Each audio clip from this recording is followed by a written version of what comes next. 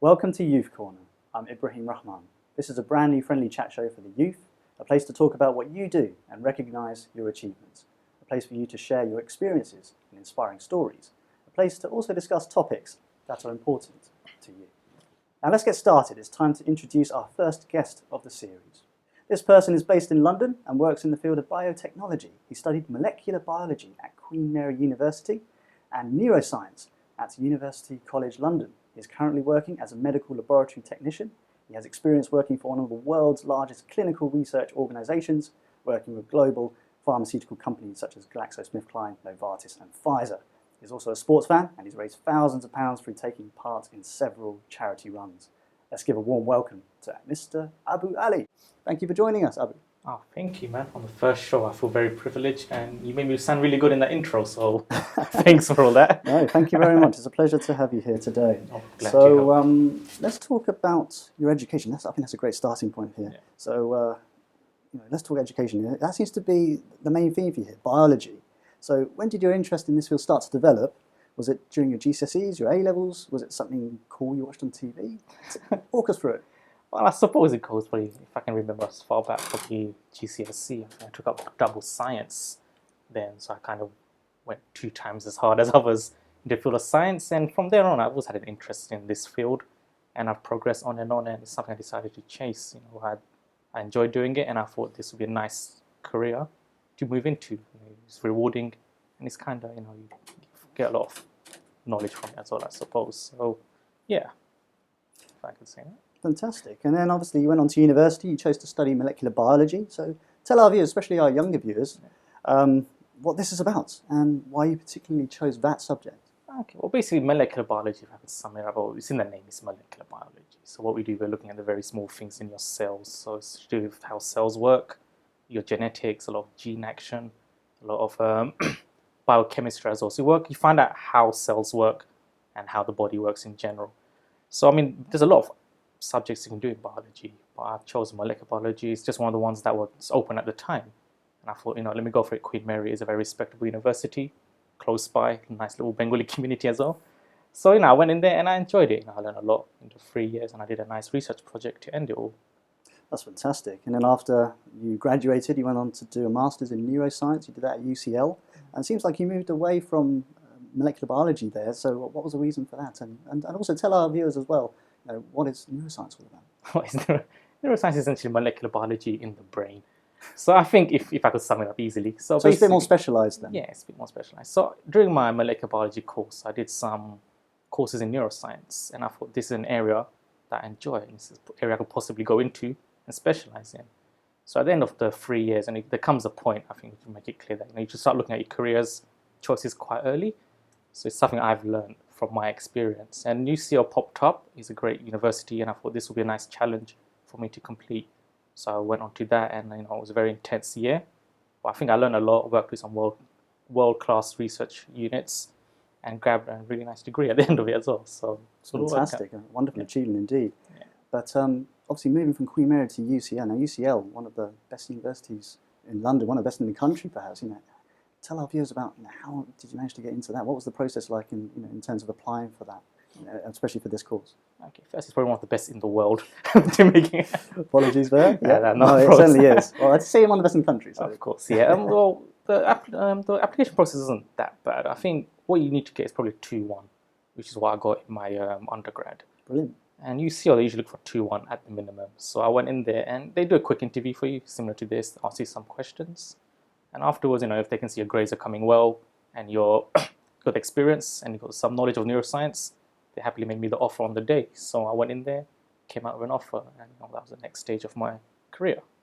So what was your experience like? You read molecular biology at undergraduate level, you did neurosciences at postgraduate level, and then obviously you did that, but you did those 2 subjects at 2 completely different universities. Describe the experience. Well, I suppose the undergrad is a lot more relaxing in a sense. You're there to learn, but at the same time, you're there to develop as a person. You meet people from all around the world. You do a lot of different things. It's a lot more chilled out, but in the end of it, it's a bit more fair-paced in a sense. But I think with the postgraduate, what I've learned is it's a lot more intense than the undergrad. I think the 1 year I did at UCL was more intense than probably the last 2 years of Queen Mary. It's very there's really not much space for error. So it's rewarding, but you have to be determined to work very hard. Otherwise, it will probably hit you quite hard. So I just have to have that understanding beforehand. Masters is very tough from what I learned.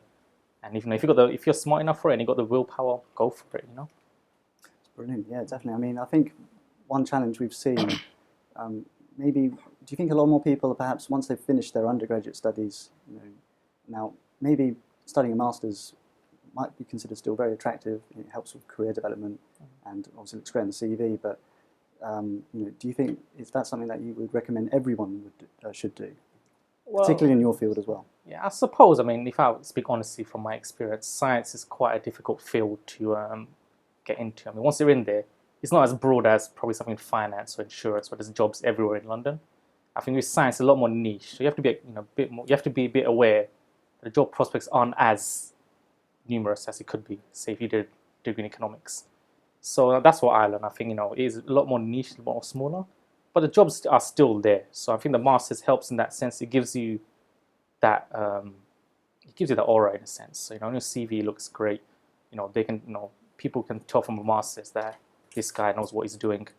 He's very smart. He must be very determined, and all-round capable person. So it helps you in that regards. But I also think you should be aware before you do a master's where you want to go with it.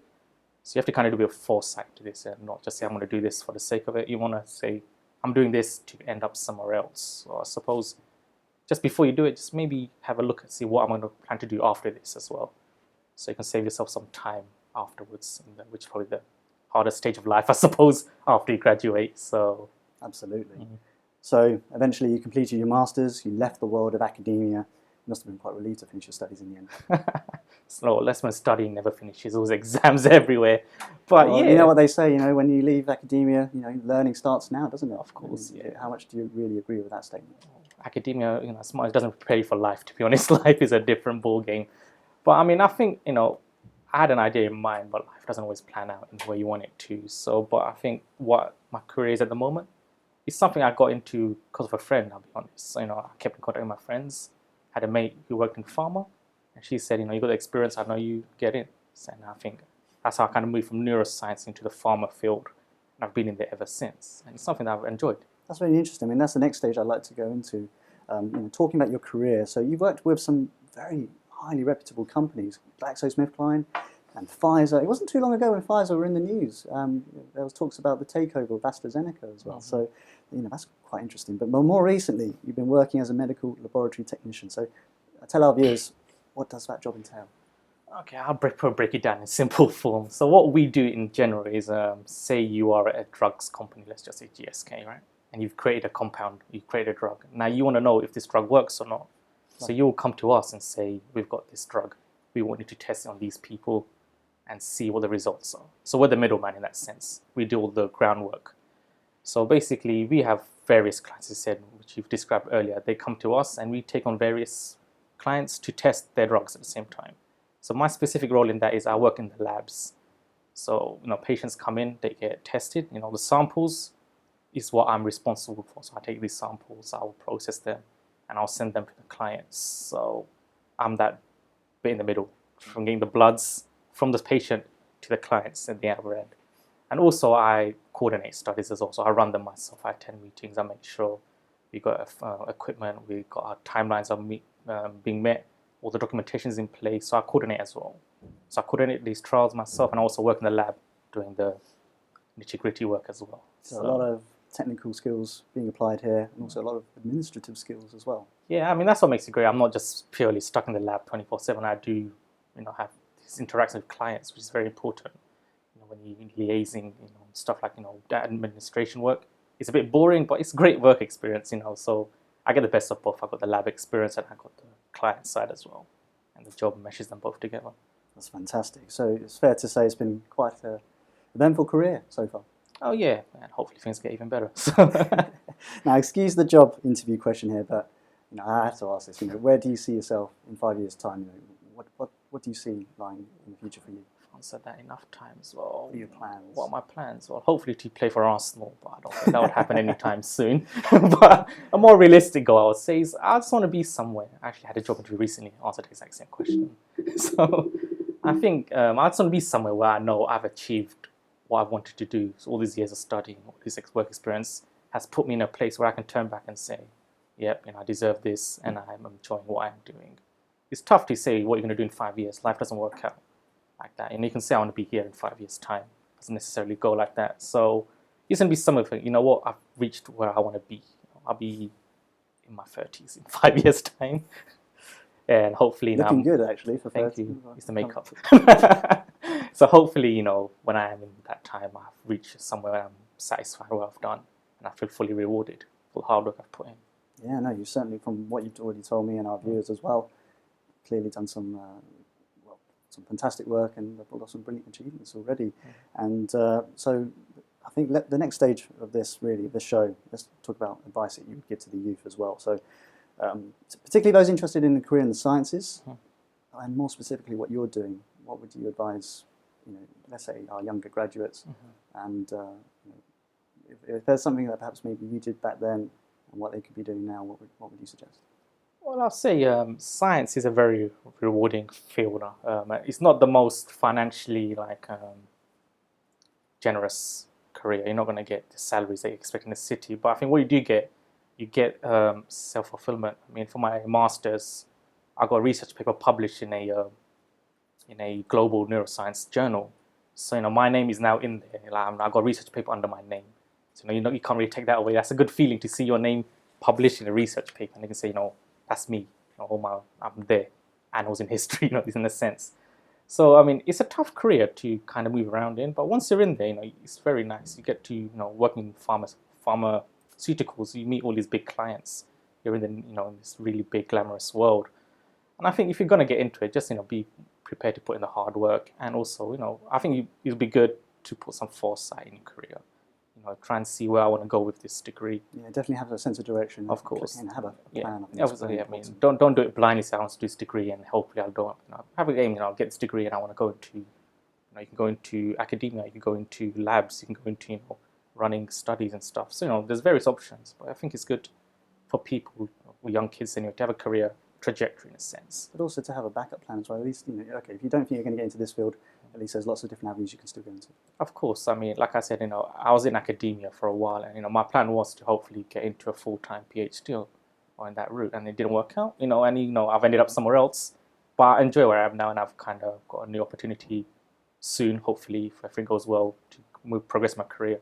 So I think you should be able to anticipate the possibility of not achieving what you wanted to, and also I think people are judged on how they react to disappointment just as well as how they react to success.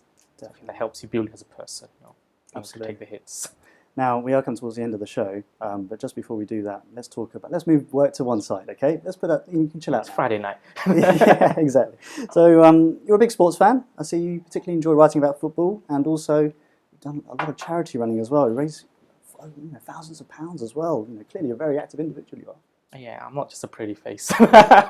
You worked hard as well. Yeah, I had to drop that line. Plays hard. Had to drop that line in there, but yeah, I mean, the charity work is something that I thought I need to. It's something I did while I was taking my year out from work. So when I graduated, I had this tough time where I couldn't really find any work. I think everyone who's graduated knows this period of transition. In that time, I thought, let me do something productive and worthwhile. So I started doing these fundraising runs. So I started off with little 5K runs into 10Ks. Now I did a few half marathons. So I've done 2 of those, which is technically a full marathon. If the maths works out. So, and you feel good. I've raised over thousands of pounds, but it helps you as a person to become stronger. And also I got a whole set of medals in my room, which is always nice to look at. So well, you're keeping fit, but also most importantly, you're supporting good causes. Exactly. So it's both best of both worlds. So and it's something that helps you feel proud of yourself. Definitely very rewarding indeed. And on that note, I think we've come to the end of the show. But many thanks to Abu Ali and for joining us in the studio today. And it's been a real pleasure having you here. And many thanks to all of you watching as well. You've been watching Youth Corner. Until next time, I'm Ibrahim Rahman. It's goodbye for now.